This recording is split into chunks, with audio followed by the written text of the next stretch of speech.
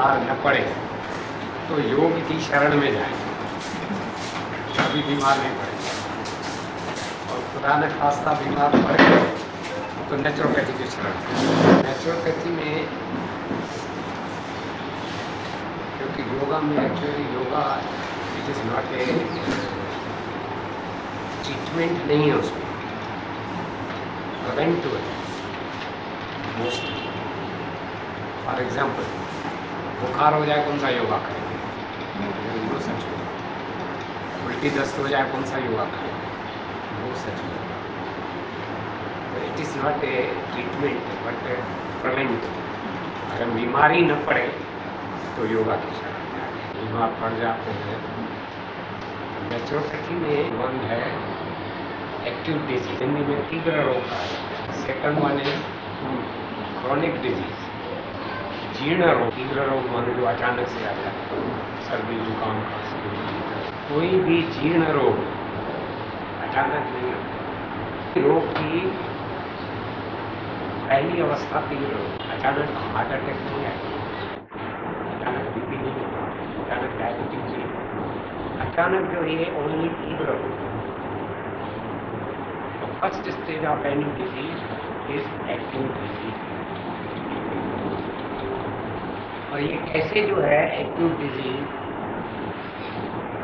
Chronic में change होती है और कैसे क्रॉनिक जो है डिस्ट्रक्टिव में चेंज होती है। There is a channel how it convert from acute to chronic and from chronic to destructive. ऐसा चैनल एक उदाहरण से आप स्पष्ट समझ में आ जाएगा। फॉर एग्जाम्पल सर्दी जुकाम हो गया, एक फीवर हो गया, एक्यूट डिजीज है। अब यदि उसको हमने प्रॉपरली ट्रीट नहीं किया एज पर नेचुरोपैथी सिस्टम, वो कैसे जो है जीर्ण रोग हो जाता है। जनरली सर्दी जुकाम हो जाता, हम क्या करते हैं,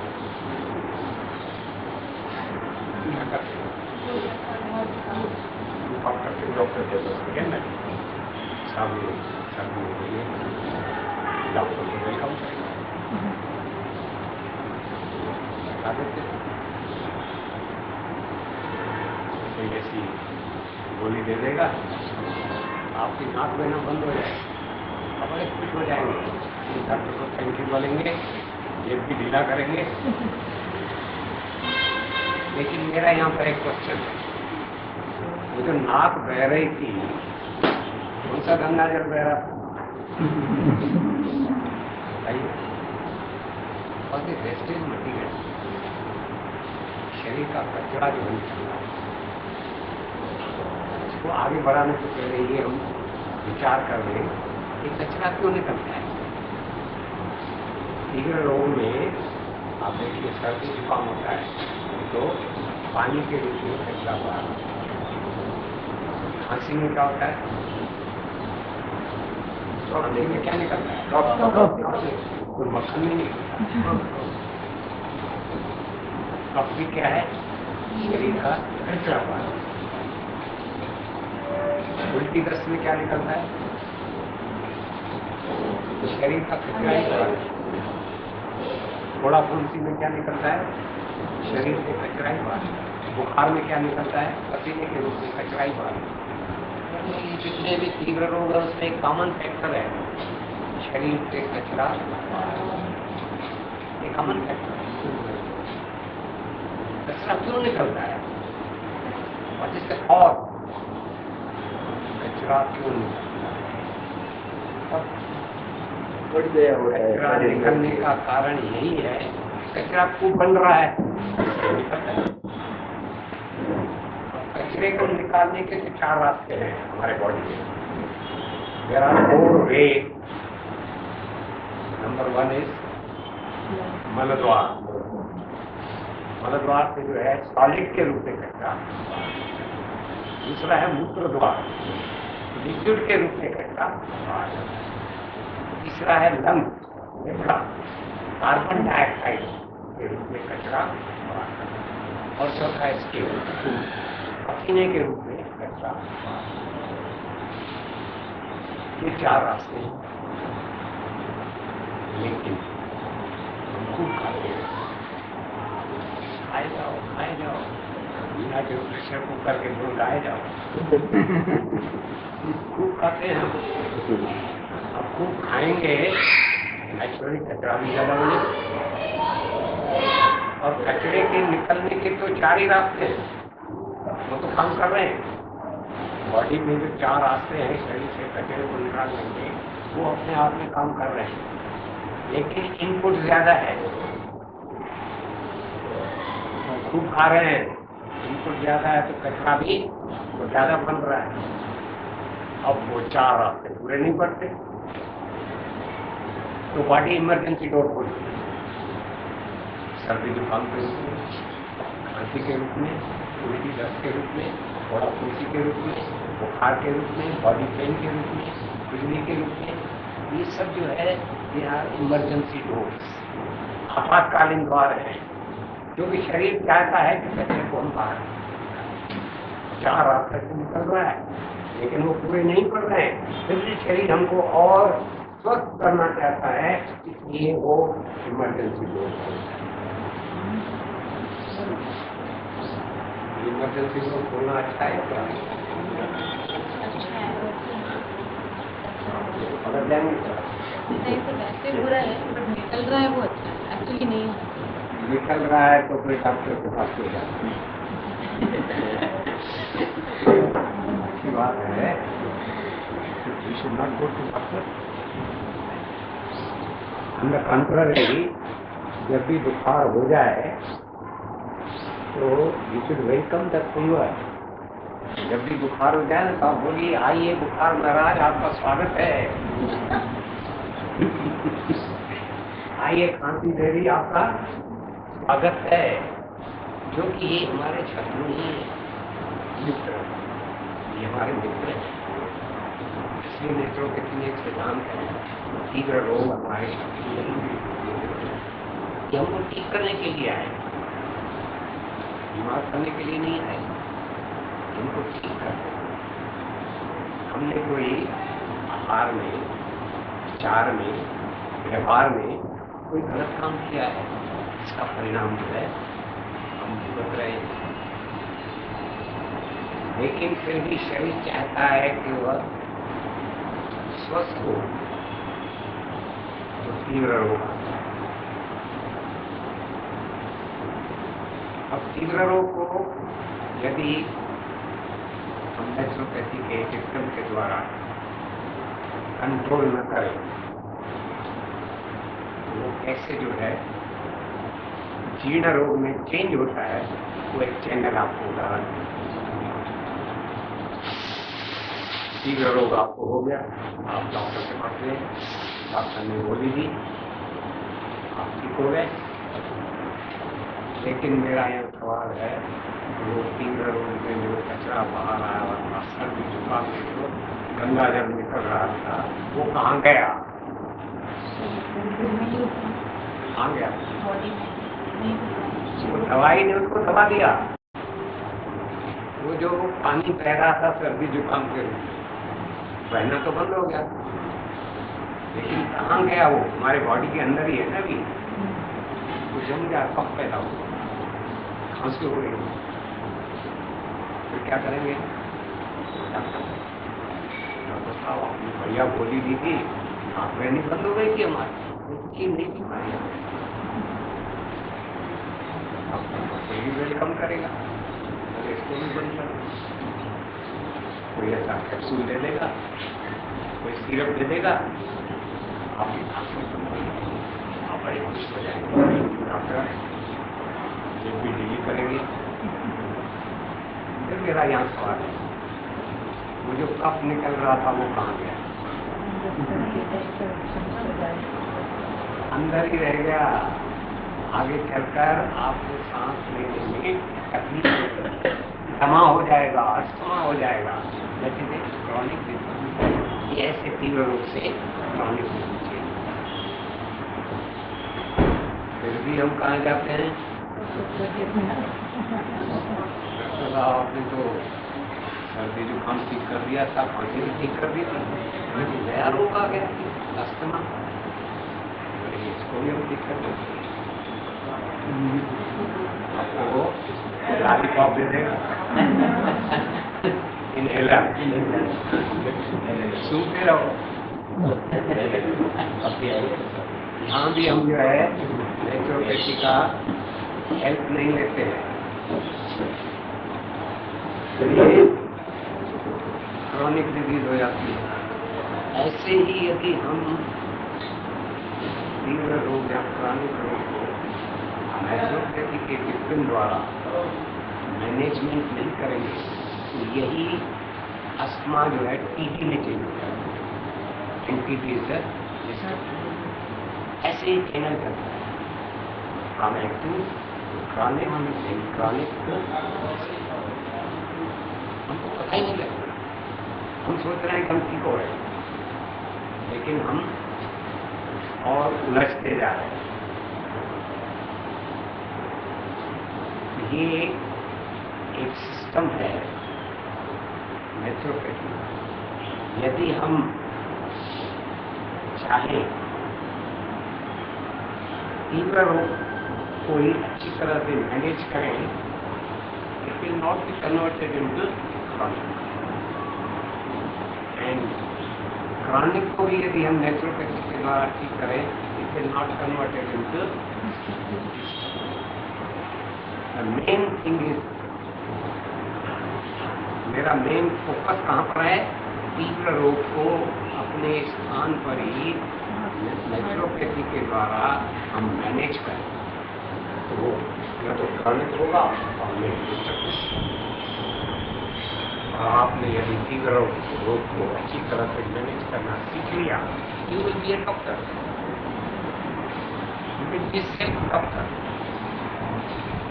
हमारा ऑब्जेक्ट है सेल्फ डॉक्टर। क्यों गांधी जी कहा करते थे, भारत स्वास्थ्य में स्वावलंबी कब बनेगा?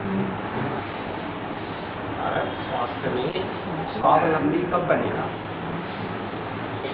इसका उत्तर था, भारत स्वास्थ्य में स्वावलंबी तभी बनेगा जब भारत का प्रत्येक नागरिक स्वयं का डॉक्टर हो, सेल्फ डॉक्टर हो। ये छोटी छोटी बात के लिए डॉक्टर को तकलीफ नहीं देनी चाहिए। सर्दी जुकाम हो रहे, भागे जा रहे हैं डॉक्टर के पास, चाहिए कि हम सर्दी जुकाम को ठीक कर सकते हैं। हम बहुत बड़ी बात हो जाए तो डॉक्टर के पास एक्सीडेंट हो जाता है, हड्डी टूट जाती है, आपको के पास जाना ही पड़ता है। ब्लीडिंग हो रहा है, एक्सीडेंट हो रहा है, टाँके लगवाने पड़ेगा। उस समय डॉक्टर की है कि क्या सकती है, लेकिन छोटी छोटी बात के लिए डॉक्टर के पास जाना शोभा नहीं देता, अच्छा नहीं लगता। इतना जो है हमें नॉलेज होना चाहिए, हम छोटी छोटी बातों को जो है अच्छी तरह से मैनेज उसका मुकाबला करें। एक सवाल है मेरा, आज से 200 साल पहले कितने MBBS डॉक्टर थे इंडिया में? बहुत कम, कोई नहीं। क्या सब लोग बीमार नहीं पड़ते थे? क्या सब लोग ठीक नहीं होते थे? बीमार भी पड़ते थे, ठीक भी होते। कैसे? दादी नानी के नुस्खे। जब भी बच्चा कोई बीमार पड़ता, दादी नानी बोलती, अरे वो किचन में से निकाल के दे। भूल गए हम। Kitchen is your drug store. Kitchen जो है ड्रग स्टोर है, सब दवाइयां वहां पर है, उनका उपयोग करना है। दादी और नानी चाहिए इतना awareness. Now we come to how to manage acute disease. Acute disease को नेचुरोपैथी ट्रीटमेंट द्वारा कैसे हम मैनेज करें? एक्यूट डिजीज को मैनेज करने के लिए नेचुरोपैथी में 4 ईयर पैकेज है। होता है 4 ईयर टेक्निक। 4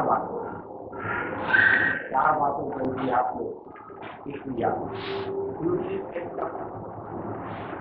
और एक्टिव डिजीज को अच्छी तरह से आपने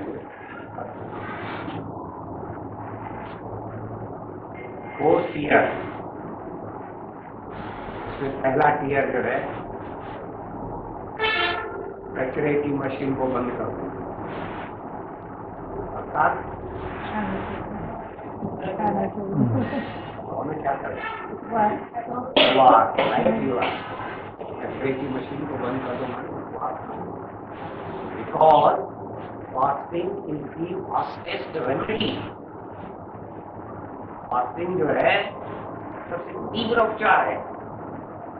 यदि आप जल्दी ठीक होना चाहते हैं ना तो फास्टिंग करें, बहुत जल्दी ठीक होना। लेकिन आजकल ट्रेंड बन गया है, तो मर जाएंगे और घर वाले भी छुट्टी हो जाए, बुखार हो जाए, कुछ भी हो जाए, दस्त हो जाए, कचरा बाहर निकला, आप बच्चे को भेजेगा, कचरा बाहर निकल रहा है क्योंकि और हम कचरा बना रहे हैं, मैन्युफैक्चरिंग कर रहे हैं, खा रहे हैं, खाते जा रहे हैं, तो अनएंडिंग प्रोसेस हो, आउटपुट चल रहा है, आप इनको देते जा रहे हैं, कब तक चलेगा? तो खत्म ही नहीं होगा। एक तरफ से आग लगनी चाहिए, एक तरफ से बंद होना चाहिए, या तो कचरा निकलना बंद हो या इनपुट बंद हो, तो जितना भी कचरा होगा निकल जाएगा। तो कैसे होगा? अब करके कितनी मैंने किया है उपवास से, कैसे हम सीखो, लेकिन उपवास कैसा होना चाहिए?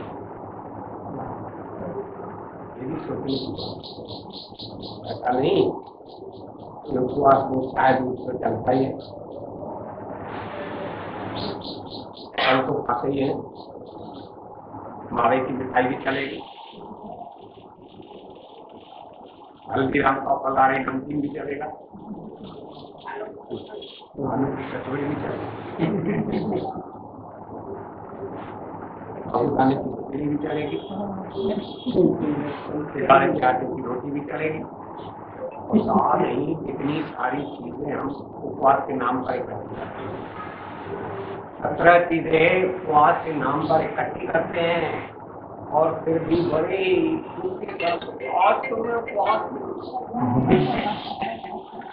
दुखी मन से बोलते हैं उपवास नहीं है, ये बकवास है,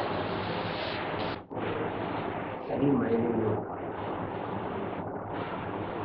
right approach towards that state. सही अप्रोच क्या है? केवल ओनली लेमन वाटर,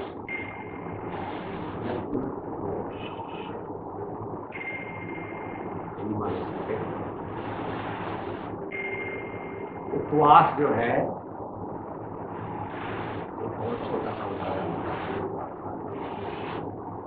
हमारे हिंदू कल्चर में एक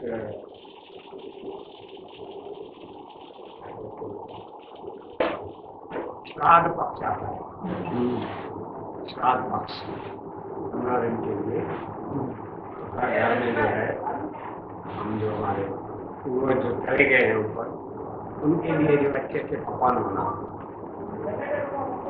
और ब्राह्मण को घर में बुलाते हैं, उनको अच्छे अच्छे डिशेज बनाकर खिलाते हैं। और ऐसी मान्यता है कि हमारे पूर्वजों को पहुँचता है, नहीं पहुँचता है बता, लेकिन एक मान्यता है कि पहुँचता है। आपके घर में भी बनता होगा, हमारे घर में भी बनता है। सब लोग जो है ये चला आ रहा है। ऐसे ही एक व्यक्ति के घर में पिताजी का श्राद्ध था, उसने पंडित जी ब्राह्मण को वास्तु पर मैसेज किया, अब कल मेरे पिताजी का श्राद्ध है, तो आप आइएगा, बताइएगा। तो पंडित जी व्हाट्सएप पर ही मैसेज करते हैं, कल मेरा उपवास है, कल मेरा उपवास है, निम्न चीजें तैयार रखना। तो लिस्ट बना कर देता है, क्या क्या तैयार रखना है। 8 प्रकार के ताजे फल, 7 types of fresh fruits, 4 प्रकार के ड्राई फ्रूट्स, सूखे मेवे 4 प्रकार के, 3 प्रकार की मावे की मिठाई,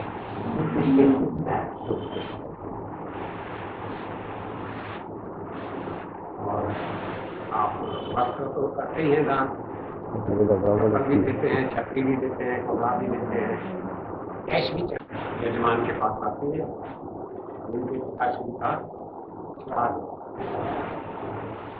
अब जो पंडित जी ने कहा है वो सब करना पड़ता है, सबको करना पड़ता है।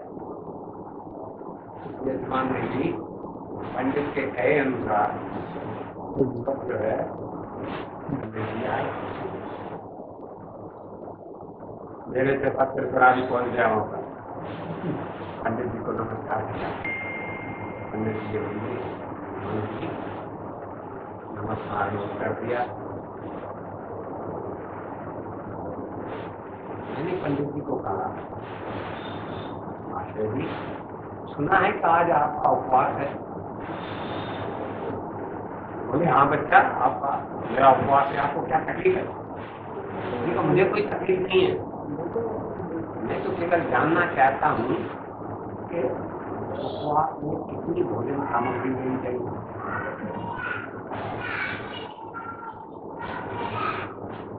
मुझे बच्चा आपको ये भी पता नहीं है कि उपवास में कितनी भोजन सामग्री लेनी चाहिए। आचार्य जी यही मैं पूछना चाहता हूँ कि शास्त्रों में इसका क्या उल्लेख है? शास्त्रों में भी कुछ तो बताया गया होगा कि उपवास में कितनी भोजन सामग्री खानी चाहिए। हाँ, सब लिखा हुआ है शास्त्रों में, उपवास में कितना भोजन ग्रहण करना चाहिए। आचार्य जी कृपा करके बताइए कितना भोजन सामग्री ग्रहण करना चाहिए। तो वो ब्राह्मण महाराज बोलते हैं, शास्त्रों में स्पष्ट लिखा है कि उपवास के दिन तुलसी के पत्ते के ऊपर जितनी भोजन सामग्री आए उतना ही तुलसी के पत्ते पर जितनी भोजन सामग्री आए उतना ही भोजन देना चाहिए। उतना ही बड़ा खावा।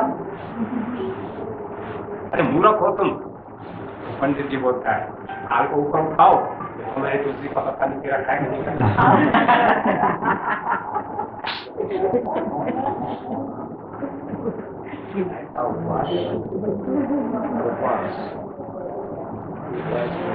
सही मायने में अब करके देखिए, तो एक्सपेरिमेंट कीजिए, ये हटने की बात नहीं है। एक्सपेरिमेंट करिए, आपको अनुभव होगा उपवास कितना मिरेकल करता है, उपवास कितना चमत्कार करता है। मैंने निवेदन किया कि मेरा पिक्चर जो है मेरा शाम को रखिए, शाम तक मैंने कुछ नहीं खाया, पूरा उपवास रहा। शाम को I was ready for it, मैंने लेक्चर किया जो उपवास का मिरेकल। उपवास आप करके एक बार अनुभव तो लीजिए, एक्सपीरियंस तो लीजिए, मर नहीं जाएंगे। क्या है, जो भी बीमारी होती है ना, डॉक्टर सबसे पहले क्या करता है, सैलाइन ग्लूकोज चढ़ाता है। ग्लूकोज क्यों चढ़ाते हैं मालूम है? वीकनेस में, क्योंकि ग्लूकोज जो डायरेक्ट ब्लड में जाता है, वीकनेस नहीं। नेचुरोपैथी में ये एक कमी है कि डायरेक्ट ब्लड में कुछ हम उपवास के दिन, उपवास में तो समय भोजन तो बचने का सवाल नहीं है, लेकिन यदि आप कमजोरी महसूस हो तो शहद ले सकते, शहद में भी ग्लूकोज होता है, वो थोड़ा देर से जो है ब्लड में जाता है, क्योंकि डाइजेस्ट होकर वो ब्लड में जाता है, और ग्लूकोज डायरेक्ट ब्लड में जाता है, इसलिए वीकनेस नहीं होती और डॉक्टर जो अच्छी तरह से ट्रीटमेंट करते हैं। तो ये एक बात हो गई कि जब भी तीव्र रोग हो तो हम उपवास का सहारा। Second tier and fourth year package है। फर्स्ट ईयर है उपवास और सेकंड वन है enema. Enema is also a good tool. कचरे को बाहर निकालने के लिए मैं एनीमा को सैनिटेशन ऑफिसर बोलता हूँ, सफाई का अधिकारी। जैसे घर में अपन झाड़ू लगाते हैं तो एनीमा झाड़ू का काम है, और 4 रात से तो अपने काम कर रही है, 5वां एक कर्मचारी मिल जाता है सैनिटेशन ऑफिसर, तो थोड़ा जल्दी से जो है तो हमारे शरीर का सफाई होता है। ये अवश्य जो है एनीमा का उपयोग करें। लेकिन एनीमा का भी हमको जो है हैबिट नहीं होनी चाहिए कि ऐसा नहीं कि खाया पिया और एनीमा लिया। लंदन में जो विक्टोरिया थी ना, उनके बड़ी बड़ी दावतें होती थी और खूब जो दावतें करते थे, फिर एनीमा लेते थे। ऐसा नहीं होना चाहिए। एनीमा लीजिए, आपको बहुत फायदा मिलेगा। देखिए, अब एनीमा हो गया झाड़ू का काम। झाड़ू के बाद घर में क्या करते हैं? पोछा लगाते हैं। तो शरीर में भी पोछा लगाइए, अर्थात खूब पानी पीजिए, पूरे शरीर की सफाई हो जाएगी, यूरिनेशन बढ़ेगा, लेकिन आपका शरीर जो है स्वच्छ और स्वस्थ हो जाएगा। ये तीसरा जो टीयर है। चौथा और अंतिम वो है जो इन तीनों से भी ज़्यादा इम्पोर्टेंट है, जनरली हम अवॉइड करते हैं। वो क्या है? तीव्र रोग में नाक बह रही है, खांसी हो रही है, उल्टी दस्त हो रहा है, फोड़ा फुंसी है, बुखार है, किसी काम में मन लगता है क्या? शरीर क्या चाहता है? और हम क्या करते हैं? बायोटेक्स मरिए, काम पे चलिए। शरीर आराम चाहता है तो शरीर को आराम करने दीजिए ना। के सो जाइए, घोड़े बेच के सो जाइए, ऐसा समझिए हमारे लिए सब मर गए। खूब आराम और ध्यान रहे, किसी भी बीमारी का ठीक करने का समय जो आराम के समय। जब भी हम हॉस्पिटल में किसी के साथ मिलने के लिए जाते हैं, वो यदि सो रहा है तो हम ही खुद ही बोलते हैं उठाओ आराम कर, ऐसा ही बोलते हैं।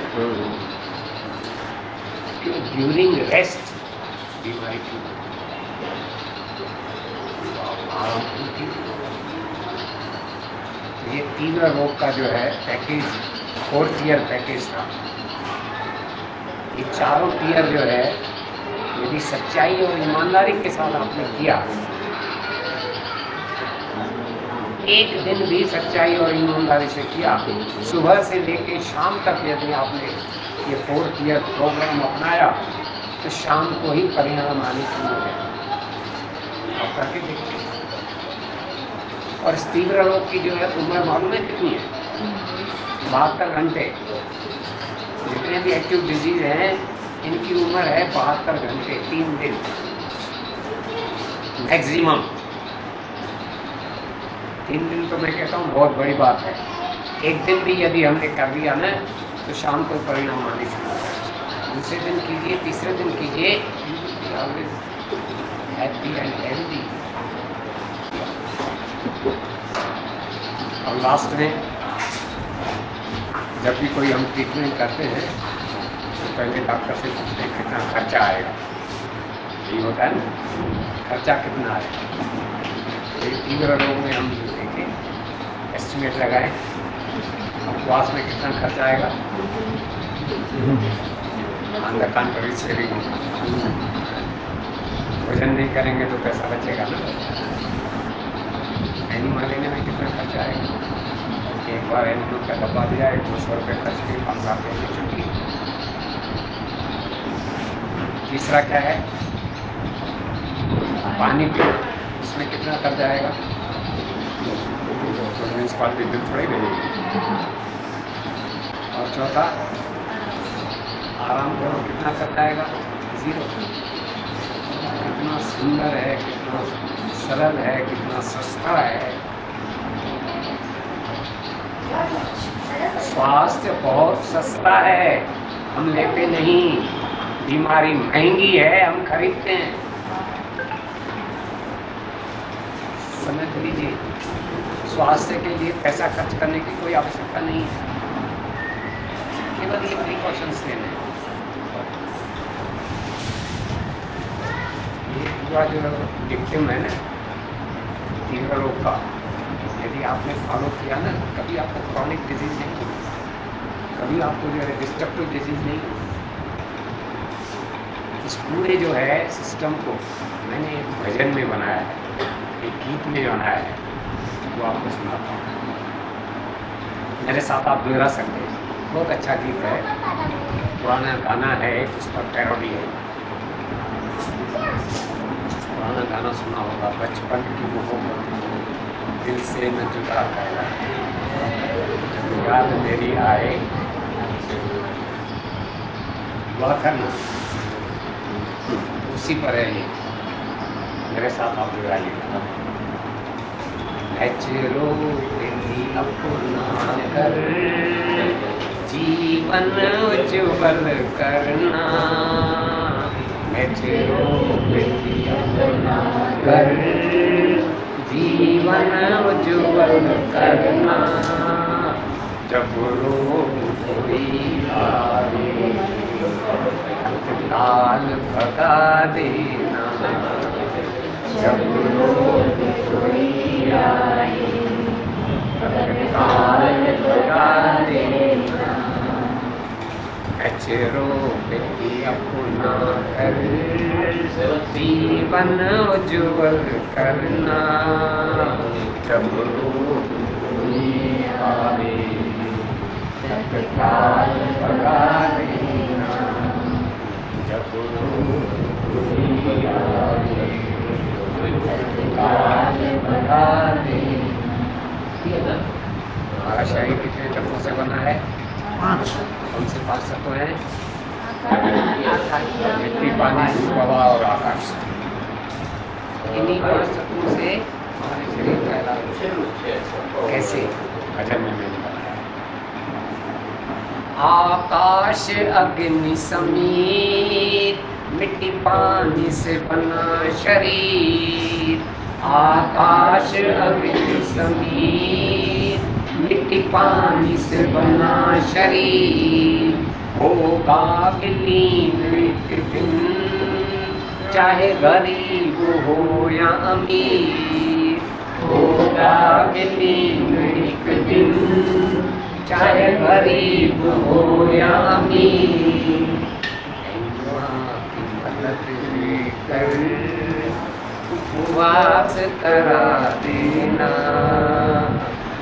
माँ की मदद लेकर उपवास करा देना। जब रोग कोई आए, तत्काल भगा देना। जब रोग कोई आए, तत्काल भगा देना। उसके बाद क्या? उपवास जब हो पूरा, रसाहार करा देना। उपवास जब हो पूरा, रसाहार करा देना। रसाहार जब हो पूरा, फलाहार करा देना। रसाहार जब हो पूरा, फलाहार करा देना।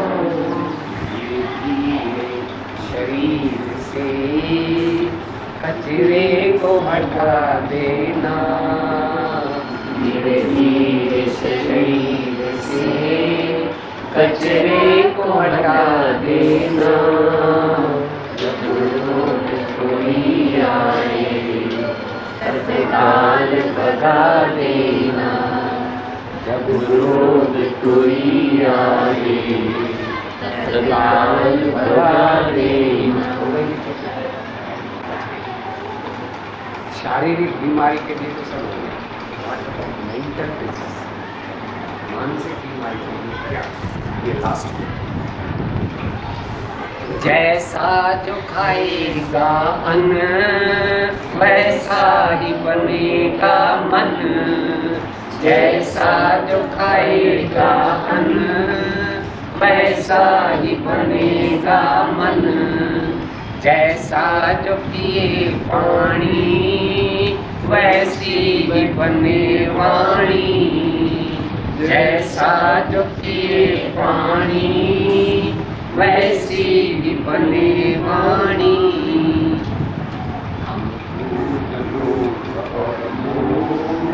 अहंकार मिटा देना, हम क्रोध लोभ मोह अहंकार मिटा देना, जब रोग कोई आए तत्काल भगा देना, जब रोग कोई आए तत्काल भगा देना।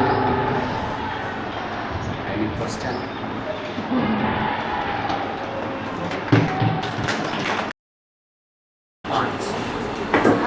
पहला है वाइट शुगर, इस पर चर्चा करेंगे, 15 मिनट लग जाएगा। समझिए white sugar is a calcium thief, calcium चोर है, वो कैल्शियम को खा जाता है। इसलिए जो भी ज़्यादा टॉफ़ी चॉकलेट बच्चे खाते हैं ना, आपको तो उसकी हड्डियाँ कमज़ोर पड़ जाती हैं, दांत काले, तो उनका कैल्शियम खींच लेते हैं। चीनी जो है उसको करिए। दूसरा है वाइट सॉल्ट, साल्ट कोई भी हो, रॉक साल्ट हो, सी साल्ट हो, आयोडाइज साल्ट हो, टाटा का साल्ट हो, पता नहीं कितने ब्राउन्स आजकल आ गए साल्ट के। All these salts are chemicals and we need organic salt. ये जितने भी साल्ट हैं इनऑर्गेनिक सॉल्ट, हमें चाहिए ऑर्गेनिक साल्ट। और ऑर्गेनिक साल्ट जो है भगवान ने अपना प्रोडक्शन, जो अपना किचन है ना भगवान का किचन कौन सा है मालूम है? नहीं, भगवान का जो है सोलर सिस्टम, सूरज भगवान की रोशनी में फल और सब्जियां उगती हैं, ये किचन है भगवान का। और इसको जो है भगवान के किचन में जो भी फल अनाज सब में ऑर्गेनिक साल्ट है। आप गेहूं में कहिए, ज्वार में कहिए, बाजरे में कहिए, दाल में कहिए, आम में कहिए, सब में, फलों में, सब सब्जियों में ऑर्गेनिक साल्ट है। और हमारे शरीर को उतने ही ऑर्गेनिक साल्ट की आवश्यकता है जितना इसमें है। अलग से ऊपर से जो साल्ट देने की कोई आवश्यकता नहीं है, तो साल्ट को भी करिए। और तीसरा है फैट, वसा, ऑयल, घी। आजकल जो है डबल रिफाइन, ट्रिपल रिफाइन, पता नहीं कितने सारे जो है तेल आ गए, ये सब नुकसानकारक है। इससे अच्छा तरीका ये है, यदि आप तेल लेना चाहते हैं तो कैरेट मूंगफली सब्जी में डाल दीजिए, नारियल सब्जी में डाल दीजिए, तिल सब्जी में डाल दीजिए, नेचुरल आयल मिलेगा, अब कोई साइड इफेक्ट नहीं है। बाकी जितना भी फैट्स और ये है इसको करिए। तो डॉक्टर विमल छाजेड़ पे आप देखते हैं वीडियो से, विमल छाजेड़ का वो बोलता है यदि अपने हृदय को सुरक्षित रखना चाहते हैं तो किचन से घी तेल को निकाल दीजिए। और चौथी चीज़ है मैदा और बेसन, यदि शरीर में कॉन्स्टिपेशन है इसलिए इसको भी करना चाहिए। और पांचवी चीज़ है वो खाने की वस्तु नहीं है, वो है निगेटिव थॉट्स, ऋणात्मक विचार। उसको भी करिए। ऋणात्मक विचार कौन से गाना है? पॉजिटिव थॉट्स का है, एक निगेटिव थॉट्स का है। पॉजिटिव थॉट का क्या है? जिंदगी एक सफर है सुहाना, यहाँ कल क्या हो किसने जाना, हंसते गाते जहाँ से गुजर, दुनिया की तू परवाह न कर, मुस्कुराते हुए दिखाना, यहाँ कल क्या हो। पॉजिटिव थिंकिंग है ये, और निगेटिव थिंकिंग का एक पुराना गाना है, इस भरी दुनिया में कोई भी हमारा न हुआ, घर तो वैसे अपनों का सहारा न हुआ, इस भरी निगेटिव थॉट्स पांच चीज़ें हैं, इनको करिए फाइल। नेक्स्ट छठा फार्मूला है, ये छठा फार्मूला जो बच्चों के लिए नहीं है, बड़ों के पर्टिकुलर्स है। मेरे साथ दोहराइए, खाने को आधा करो, बोलिए। खाने को आधा करो, पानी को दुगना, पानी को दुगना, पीने को दुगना मत करो,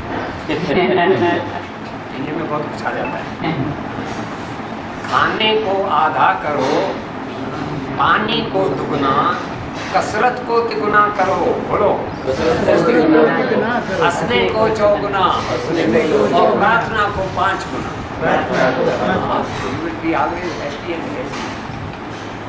तुम जितना हम खाते हैं, तुम बोल रहे खाने को आधा करो। आधे से हमारा पेट भर जाता है, आधे से डॉक्टरों का पेट भर जाता है।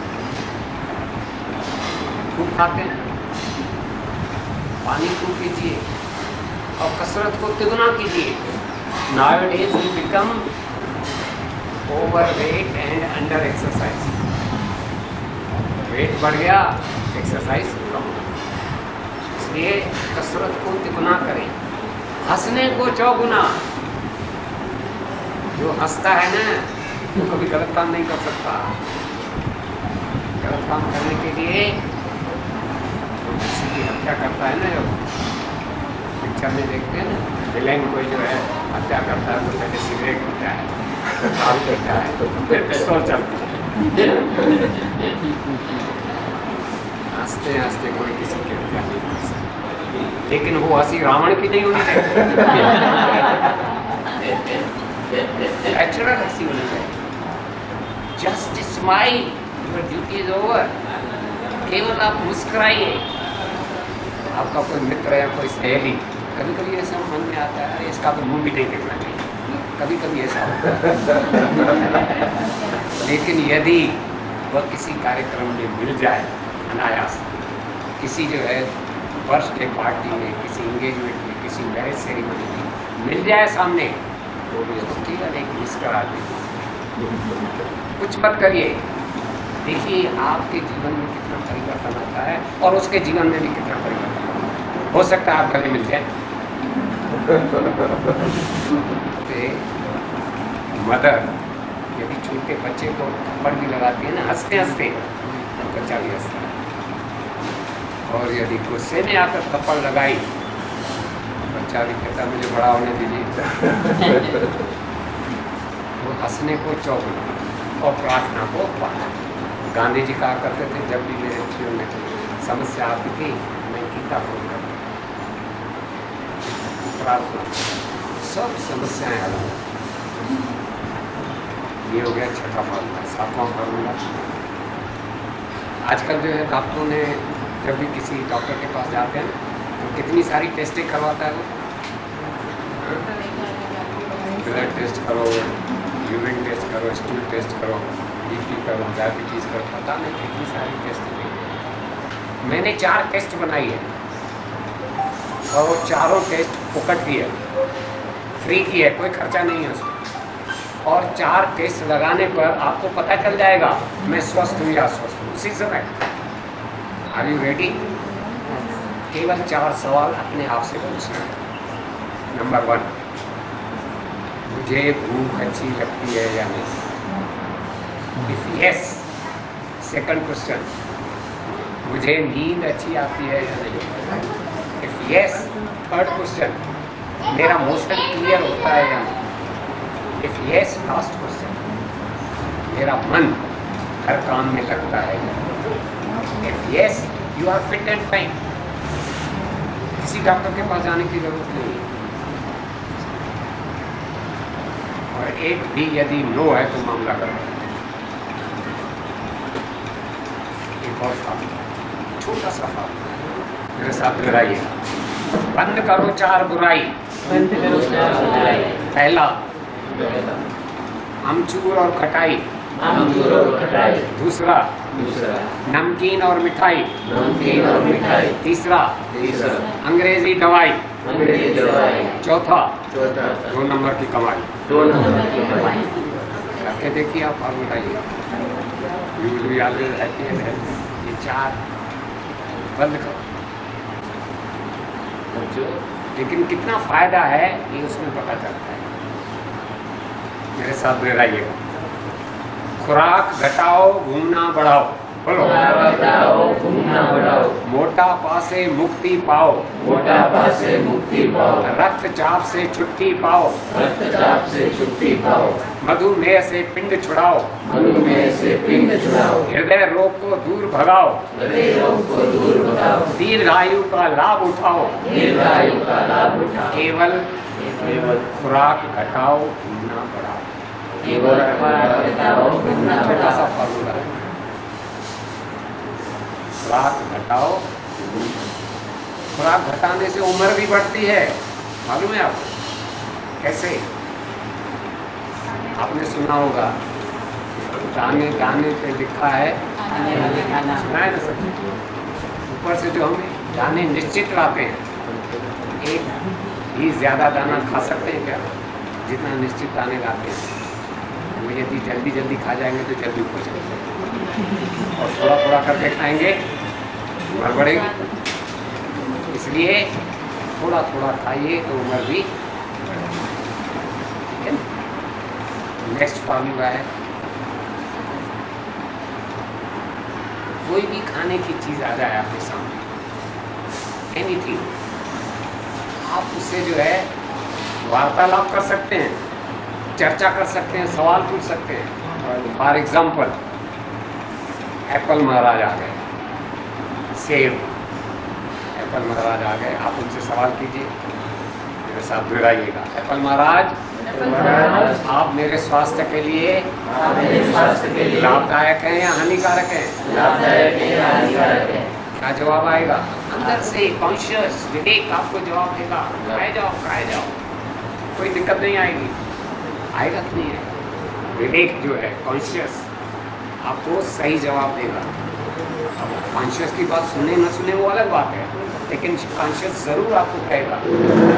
और एप्पल महाराज की जगह पर यदि समोसा महाराज हो, उससे भी यही सवाल कीजिए, समोसा महाराज, आप मेरे स्वास्थ्य के लिए लाभदायक है या हानिकारक? कॉन्शियस का जवाब आएगा सावधान। आएगा कि नहीं आएगा?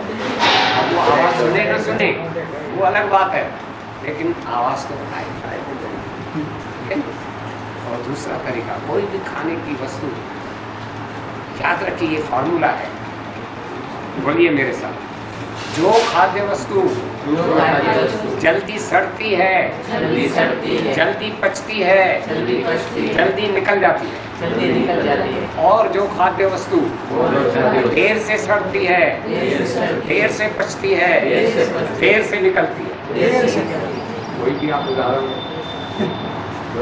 जल्दी खराब होने वाली कौन सी चीज़ें हैं? फल और सब्जियाँ, अंकुरित गाय का दूध, ये सब जल्दी फर्मेंट हो जाते हैं, जल्दी खराब हो जाते हैं। यही जल्दी शरीर में पचते भी हैं और जल्दी निकल भी जाते हैं। और बाकी जितनी भी चीज़ें हैं ना, जितना भी फैक्ट्री फूड है, एनिमल फूड है, बेकरी प्रोडक्ट्स हैं, मिठाइयाँ हैं, नमकीन हैं, सब जो है देर से पचते हैं, देर से सड़ते हैं, देर से निकलते हैं। ये कोई खाने वाने की चीज़ नहीं है, लेकिन मैं इसको सबसे ज़्यादा महत्व देता हूँ। हम सब जानते हैं कैसे स्वस्थ रहा जा सकता है, कैसे सुखी रहा जा सकता है, लेकिन दुख की बात है मानते नहीं। जानते हैं लेकिन मानते हो। किसी बच्चे से भी पूछो ना, दारू पीना अच्छा है, क्या जवाब देगा? सिगरेट पीना अच्छा है या बुरा, क्या जवाब देगा? Everybody knows how to be happy and healthy, लेकिन मानते नहीं। और मानते क्या है? ऊपर वाले को, भगवान को। किसी न किसी भी धर्म का हो, जाति का हो, वो सुपर पावर जो है उसको किसी न किसी रूप में मानता है। अगरबत्ती जलाएंगे, भजन करेंगे, हवन करेंगे, यज्ञ करेंगे, सब कुछ करेंगे, लेकिन भगवान क्या है जानने का कोई प्रयास नहीं करता। भगवान क्या है जानने का कोई प्रयास नहीं करता। हम बोलिए, हम सब मानते हैं भगवान को, लेकिन दुख की बात है कि भगवान को जानने का प्रयास नहीं करते। इसलिए यदि हम सुखी होना चाहते हैं, स्वस्थ होना चाहते हैं, जो जानते हैं उसको मानना शुरू कर दो, और जो मानते हैं उसको जानना शुरू कर दो। You will be happy and healthy. धन्यवाद।